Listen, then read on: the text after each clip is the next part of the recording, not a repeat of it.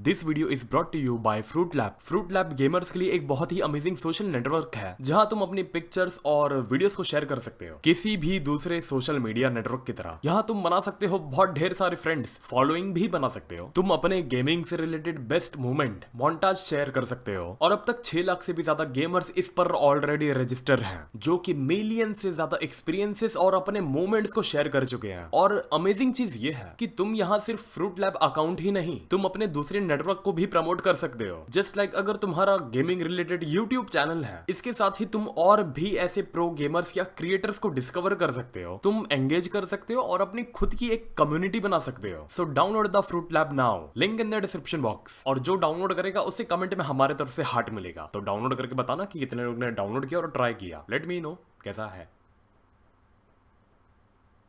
तो यार dragon ball super के नए स्पॉइलर आ चुके हैं। वैसे हाँ, जानता हूँ काफी दिनों बाद आपसे आके मिल रहा हूँ और आपको जानना है कि जो मुझे स्ट्राइक आई थी उसका क्या हुआ। देखो स्ट्राइक निकल चुकी है, जिसके चक्कर में मेरा कम से कम 10 से लेके 15 दिन गया। कैसे निकली मैं डिस्क्लोज नहीं करना चाहता, बिकॉज आई डोंट वांट आगे कोई प्रॉब्लम पड़े या हो जाए। बस निकल गई आप सभी के सपोर्ट से। और जब खुद को पता होता है कि मैं जो कर रहा हूँ वो सही है और गलत नहीं है, तो किस बात का डर। और भी काफी ऐसी चीजें थी पर्सनल लाइफ में जिनको लेके मैं उलझा हुआ था, जिसके वजह से मेरे चैनल पर 2 हफ्ते तक कोई वीडियो नहीं आई। उम्मीद करता हूँ जल्दी जल्दी सारे काम निपटा के वापस से फ्री हो जाऊं। तो अब आते हैं मेन मुद्दे पर। अच्छा लग रहा है इतने दिनों बाद वीडियो बना के, तो प्लीज गाली मत देना कि यार इतना लेट क्यों हो गया। यार आप लोग खुद जानते हो मैं कौन सी सिचुएशन से जा रहा हूँ, तो enjoy. Dragon ball super chapter 71 के पहले स्पॉइलर में गोकू नीचे जमीन पर बैठा होता है और वीज गोकू से एक बात कहता है कि तुम जानते हो मुझ में यानी कि एंजल और तुम में क्या चीज का फर्क है।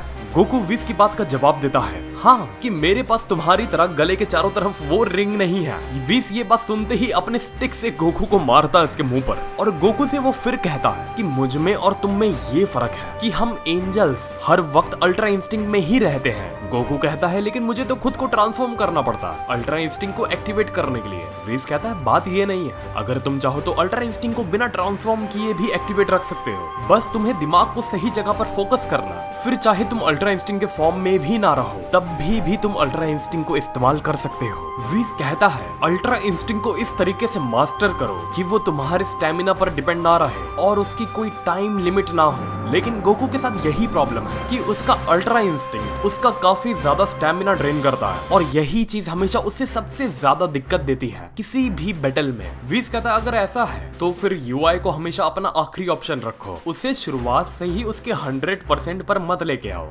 गोकू कहता है यूआई को पूरी तरीके से मास्टर करने में अभी उसे थोड़ा सा वक्त लगेगा, लेकिन वीज के अंदर वही डर होता है स्ट्रॉन्गेस्ट वॉरियर इन यूनिवर्स का, जिसे वो जानता है कि गोकू के पास अभी इसको मास्टर करने के लिए इतना वक्त नहीं है, क्योंकि वो जानता है बस कुछ देर में ही क्या से क्या होने वाला है। फिर वेजिटा शायद बड़े पत्थर के साथ लगा रहता है ट्रेनिंग करने में। वीस वेजिटा को भी बुलाता है और उसे भी कहता है, वीस अब यहाँ पहेलियों में ये कहता है अब जो हो गया सो हो गया, जो सब पास्ट में हुआ था तुम लोग उस चीज से निकलो, अपने से पिछले वाले से खुद को ही अपने से निकालो। वेजिटा समझ नहीं पाता कि वीस के कहने का मतलब क्या है। देखो जहाँ तक मुझे लगता है वीस के कहने का मतलब यही है कि तुम जैसे टूर्नामेंट ऑफ पावर में थे या तुम जैसे मोरो के साथ जब लड़ रहे थे, जितना तुम में पोटेंशियल उसमें दिखाया था, अब वही चीज को मास्टर करते या परफेक्ट करते मत बैठो। अब वक्त है उसके आगे जाने का, अब वक्त है कुछ beyond ultra instinct beyond blow के करने का। वेजिटा वीस की बात का जवाब देता है कि वीस ये तो सीधी सी बात है, हम रोज ट्रेनिंग करते आ रहे हैं, तो जितना दिन हम ट्रेनिंग कर रहे हैं तो सीधी सी बात है हम उतना ही ऊपर आएंगे।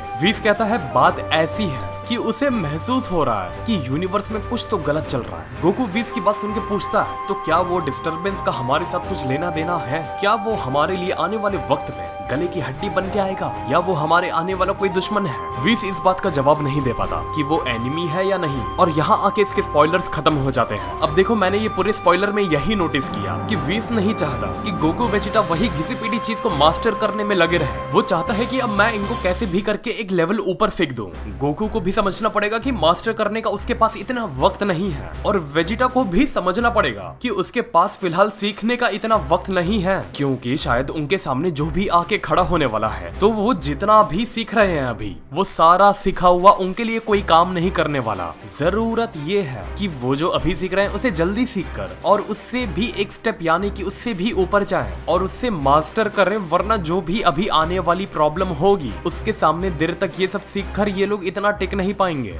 और इसकी पूरी की पूरी मांगा आएगी 20 तारीख को, जिसमें और डिटेल में बताया जाएगा कि ग्रेनोला अभी कहाँ पहुंचा है। और वीडियो को लाइक कर दो, आप लोग नाराज मत हो यार कि यार इतना लेट क्यों कर रहे हो, क्योंकि आप सब जानते हो मैं कैसी सिचुएशन से गुजर रहा था। अब मैं नहीं, लेकिन गुजर रहा था। और चैनल को हमारे सब्सक्राइब कर दो, जिससे हम जल्दी से जल्दी 400K पर पहुंच जाए यार। बस कुछ और सब्सक्राइबर बाकी रह गए हैं। और स्ट्राइक निकलने की खुशी में वीडियो को लाइक कर दो। तो मिलते हैं फिर अगली वीडियो में एक और नए टॉपिक के साथ। तो नमस्ते, खुदाफिज, सत श्री अकाल एंड गुड बाय।